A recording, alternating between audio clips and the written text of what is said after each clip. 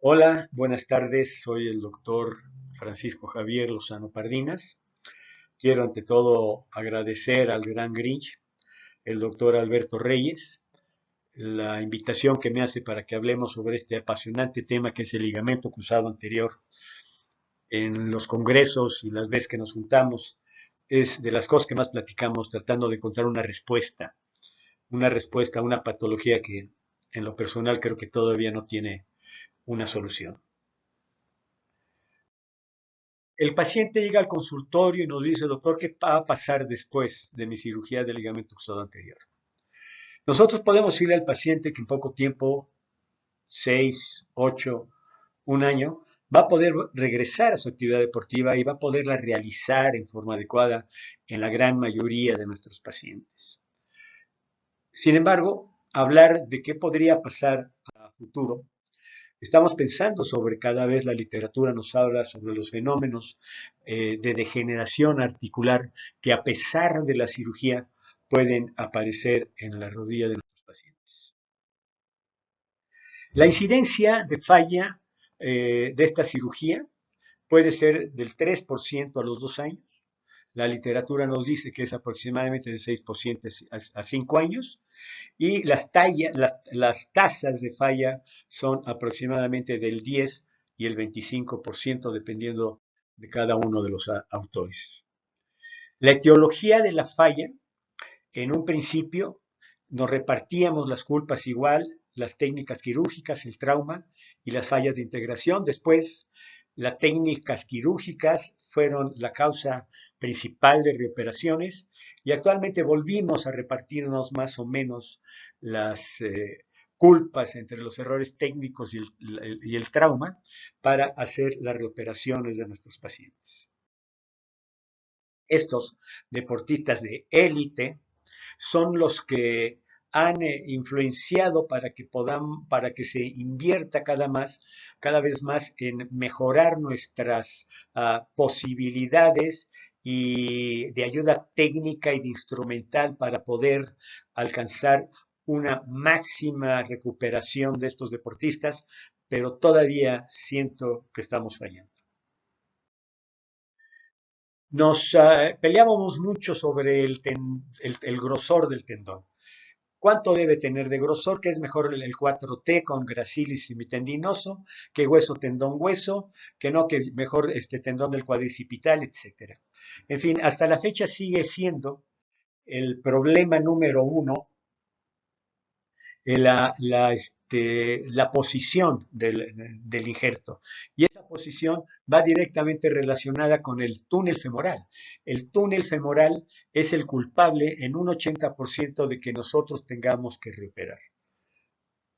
Ese túnel femoral, que en un principio manejábamos con la técnica que todo tibia. O sea, entrábamos siempre a la tibia y de la tibia nos íbamos al fémur y ahí hacíamos absolutamente todo. Esta técnica la usamos durante mucho tiempo con resultados aceptables hasta que llegó una que nos dijeron que era la huella plantar, que al encontrar la huella plantar habíamos encontrado el punto anatómico perfecto y que con esto nuestros pacientes les iba a ir de maravilla. Con el tiempo la literatura nos dijo que no era tan fácil. Primero, teníamos un fenómeno físico que dice que a toda acción corresponde una reacción en el mismo sentido pero contrario. Entonces, si aquí vemos hacia dónde están las tracciones, están muy divididas y esto nos puede conducir a un aflojamiento del injerto. O sea, nos provoca aquí dos tracciones completamente diferentes. De hecho, en los exámenes, en los trabajos que se revisan, nos dicen que el riesgo de incremento de la cirugía se ve más en aquellos pacientes de portal anteromedial que los pacientes con todo tibia. Sin embargo, los problemas de degeneración se ve que están más presentes en pacientes donde hicimos nuestra cirugía con el abordaje todo por tibia. Buscamos esto, un buen orificio, pegado a la pared posterior, dejando una pared respetable y en la huella plantar o más arriba. Vemos que cuando poníamos estos tornillos muy centrales, muy a las 12, el pivot shift, los movimientos de rotación no eran controlados, entonces no teníamos grandes éxitos. Y cuando se ponía el portal femoral muy adelante, muy medial, el tibial muy atrás, etcétera, eran fracasos. Desde que veíamos la radiografía sabíamos dónde estaban los errores. Cuando llegó la técnica del señor Freddy Fu sobre las doble banda, pensamos que estaba resuelto y tampoco. Aporta y tiene sus indicaciones como todo, pero nada.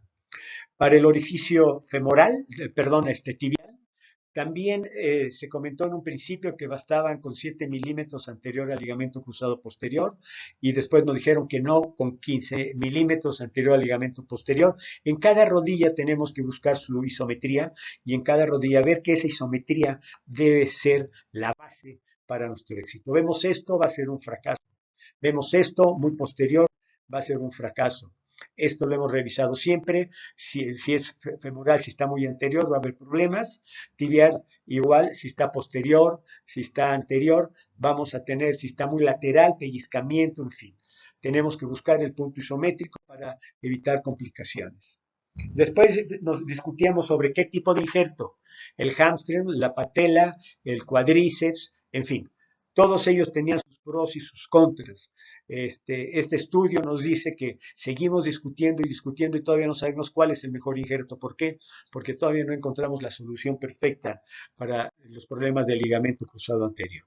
La selección del injerto sí es importante. Si vamos a usar autoinjerto, aloinjerto o injerto sintético, puede depender mucho de varios factores, como la edad, la actividad, el sexo, el deporte, el estado de la articulación, si había cirugías previas, en fin. Tenemos que ir sumando elementos para decidir cuál es la mejor cirugía para nuestro paciente, cuál es el mejor injerto, cuál es el mejor método de fijación, etcétera. Los implantes sintéticos durante mucho tiempo fueron rechazados porque tenían grandes efectos secundarios. Actualmente la ciencia nos ha permitido tener injertos que nos están permitiendo tener mejores resultados. Esta es una paciente patinadora, ven ustedes, completamente horizontal el ligamento. Dejamos siempre el ligamento, buscamos la huella plantar, metemos el injerto, vemos cómo se ve ahí el injerto que colocamos y el injerto que dejamos. Esta paciente presentó a los 3 años de operada una inmigración del tornillo hacia la articulación, pero nos permitió ver y revisar. Ella siguió patinando sin ningún problema, su rodilla estable, firme, contenta ella, y vemos cómo ese neoligament con el injerto que nosotros dejamos llegó a ligamentizar todo y la paciente está contenta con los resultados. ¿Y qué es mejor? Siempre el aloinjerto, el autoinjerto, siempre lo que es de uno siempre va a ser mejor. Pero esto también tiene sus consecuencias. Sabemos de que nunca vamos a poder imitar la anatomía perfecta, sobre todo en la anatomía microscópica de la inserción del tendón al hueso. Eso lo tenemos que tener muy presente para posteriormente poder cuidar los pasos de nuestra rehabilitación, los pasos en los que el paciente tiene que moverse. Todavía es más tardada esta integración con los pacientes de aloinjerto que con los de autoinjerto. El aloinjerto que yo siempre uso es el fresco congelado. El fresco congelado es un injerto que nos va a permitir a nosotros tener la seguridad que no va a suceder lo que con otros injertos, de que se van a romper en un tiempo. ¿Vamos a tener efectos secundarios? Sí. Pero más efectos secundarios vamos a tenerlos con aquellos se tratan con radiación, con óxido de etileno, en fin, con varias formas, ¿no? Aquellos que son con químicos, liofilizados, etcétera. Esta tabla la han de conocer todos ustedes.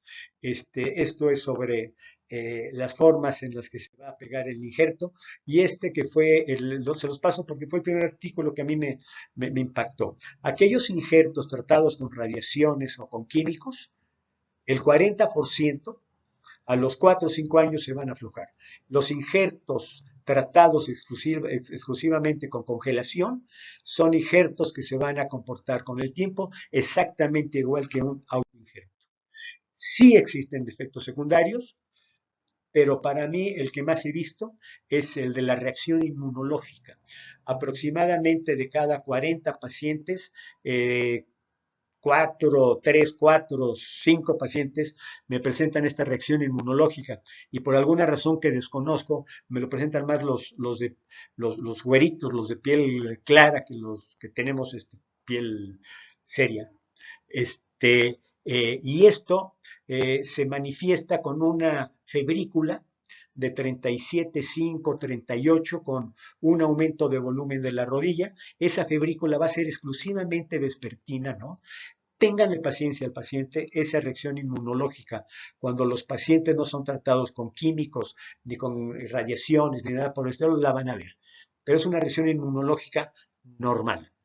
He tenido casos que al paciente le dura hasta 3 semanas estas condiciones, pero siempre, invariablemente, siempre les comento antes de la cirugía que pueden existir estas reacciones inmunológicas y ya cuando las presentan es mucho más fácil que las manejemos.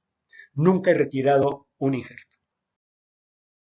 Este es otro problema que podemos tener, pero lo hemos visto que no nos pasa solo con el aloinjerto, también con el autoinjerto, que al ratito el paciente dice, oiga, me dicen que ya no hay injerto, y usted le dice, pues sí, ya no hay injerto, ¿no? Sí, se reabsorbe.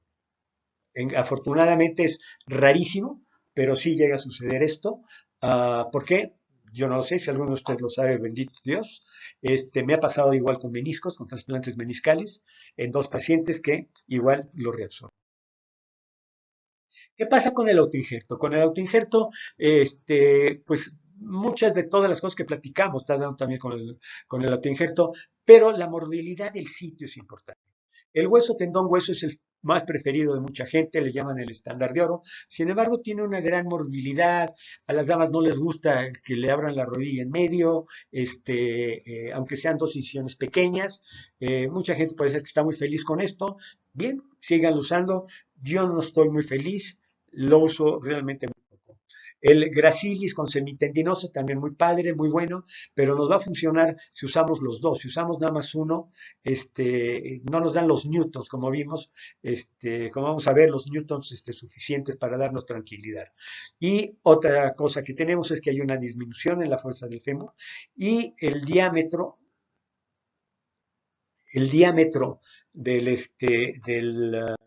del músculo, como nos muestra este estudio de aquí del 2021, el diámetro del músculo difícilmente va a ser exactamente igual que el del otro. Lo mismo igual a las damas. Hay veces que no les gusta cuando usan su trajecito de baño, porque una pierna se les ve más delgada que la otra. El tendón del cuádriceps con parte de hueso es también excelente, fuerte, resistente, pero también la literatura nos está mostrando que existe una, un retardo, un trabajo más fuerte para rehabilitar al cuádriceps. Aquí está, normalizar el cuádriceps cuesta trabajo, sin embargo, es un buen. En lo personal, desde hace mucho tiempo, cuando necesito un injerto, que no es el injerto, usamos este. El peroneo breve lo tomo muy rápido. En 4 o 5 minutos tienen ya el tendón. La morbilidad es prácticamente poca. Se pierde el 4% de la fuerza. El 4% de la fuerza. Y después se recupera, ya que hemos visto que se regenera un fibrotendón. No podemos decir que es un tendón de las mismas características. Y lo empecé a usar sobre todo para las lesiones parciales.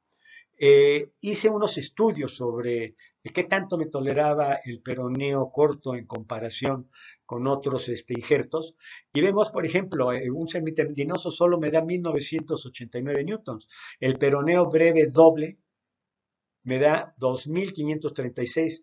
Solo el semitendinoso con el Gracilis en el 4T me gana, pero yo no necesito tanto, 4140, no necesito tanto. Si yo respeto la isometría de mi injerto, con lo que dejo más lo que estoy metiendo es más que suficiente. Véanlo, con el hueso tendón hueso va de 2070 a 2900. Aquí tengo 2536 newtons. Muy aceptable.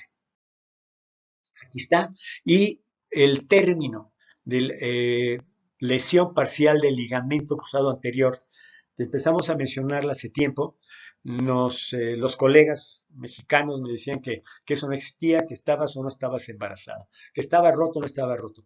No se existe una lesión.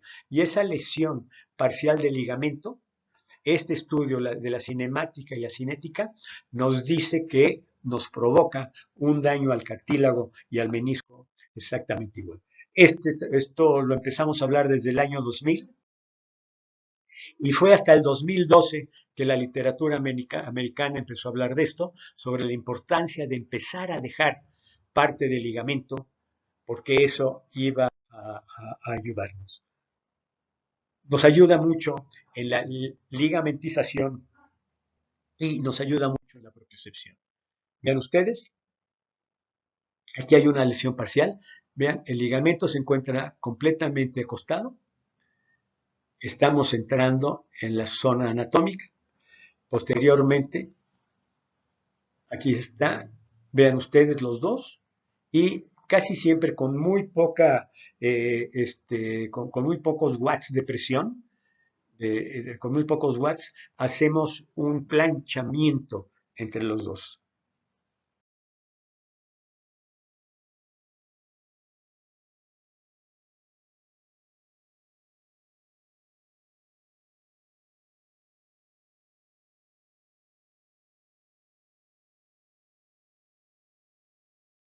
Vean este me encanta.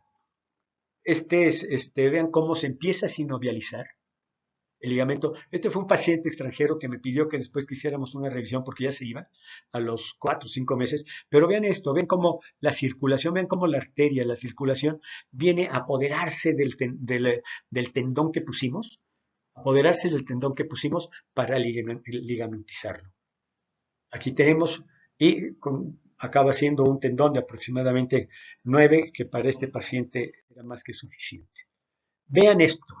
Este es un paciente que fue operado, no ligamentizó, pero no quitamos toda la parte del tendón que le pusieron. Dejamos la parte que vemos más o menos que se haya integrado y hacemos una pequeña encogimiento térmico. Hacemos un encogimiento térmico y aquí todavía usamos la técnica de todo tibia y hacemos el encogimiento y metemos el otro injerto.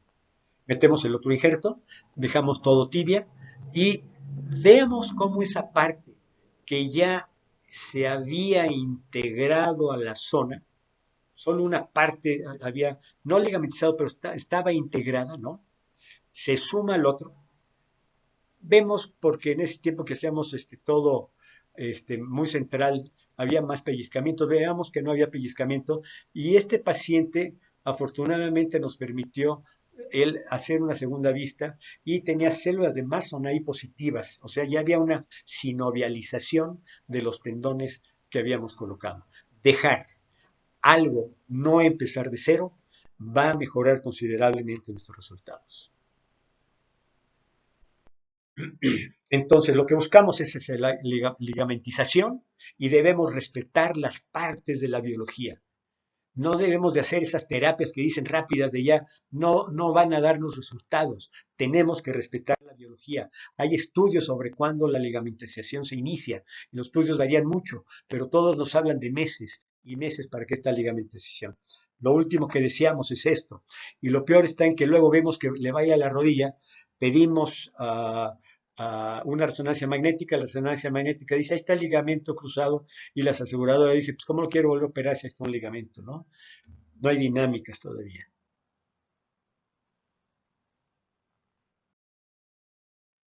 Los sistemas de fijación son importantes, pero insisto, más que fijarme yo en los sistemas de fijación, me fijo en la isometría. Cuando empezaba a hacer estas cirugías de cruzado anterior, ponía una pinza de mosco en lo que me sobraba el ligamento y flexionaba y estiraba la rodilla. Si veía yo que la pinza se deslizaba, yo sabía que eso iba a ser un fracaso. Entonces, si yo la fijo bien, bien, y tengo una buena isometría, el método de fijación realmente no me preocupa mucho. ¿Cuándo reintervenir? Bueno, pues cuando no hemos respetado gran parte de las cosas que hemos platicado. Pueden existir a futuro migraciones, tanto anteriores como posteriores del injerto. Este de la paciente que platiqué que puse el injerto, y aquí el tornillo se le fue hacia adentro de la articulación a los 3 años, tres años de operada. También puede ser que los botones que ponemos, si no nos fijamos bien, podemos abrazar la fascia lata o el músculo o algo, y eso nos va a dar lata más adelante. Puede haber otras razones extraligamentarias como la fibrosis del receso, artrofibrosis, quistes, nódulos, etcétera. Pero ya hicimos una perfecta cirugía y actualmente estamos viendo que aunque hagamos una perfecta cirugía, puede existir una rotación de nuestra rodilla. Y entonces, actualmente estamos leyendo artículos donde nos dicen que aparte de nuestra cirugía, tenemos que hacer una aumentación extraarticular por una inestabilidad lateral. Y esa inestabilidad lateral puede ser, yo usaba una técnica de hace mucho tiempo que en el punto isométrico del cóndilo lateral fijábamos ahí parte de la bandeleta iliotibial para evitar la rotación, nos iba muy bien, que era la técnica de Andrews, creo, y eso iba bien, o técnicas mucho más sofisticadas que nos están describiendo ahora para esto. Y si eso no es suficiente, ahora estamos buscando formas más biológicas, acercándonos a situaciones más biológicas para el ligamento, porque seguimos sin estar contentos con los resultados.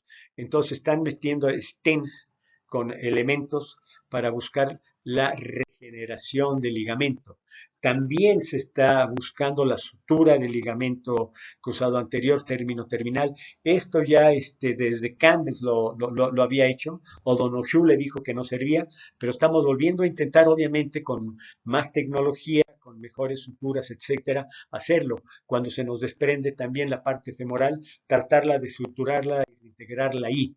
¿Qué es lo que nos están diciendo todas estas nuevas técnicas? Que tenemos nosotros que acercarnos lo más posible a la biología del paciente, al ligamento cruzado del paciente. Vean este caso. Este era un jugador de fútbol americano, se hizo pomada el ligamento cruzado anterior, lo mismo que les comenté hace rato. Le metí un injerto del peroneo y le planché la parte esta del ligamento. Él mismo me pidió a los 4 o 5 meses que ya quería volver a jugar. 5 o 6 meses le dije, pues la única forma, déjame ver qué ha pasado con esto. No tenía yo ni idea de lo que había pasado. Hice la revisión y esto fue lo que me encontré. El muchacho volvió a jugar sin ningún problema. Un injerto que yo metí de 7 milímetros se convirtió en un injerto de cerca de 10 milímetros. El ligamento se dirigió hacia donde sintió que debía dirigirse. Este es un tema que amerita una nueva charla, ya que para mí es importante la rehabilitación del paciente. Espero haber aportado un poquito. Muchas gracias, Alberto. Otra vez muchas gracias y adiós.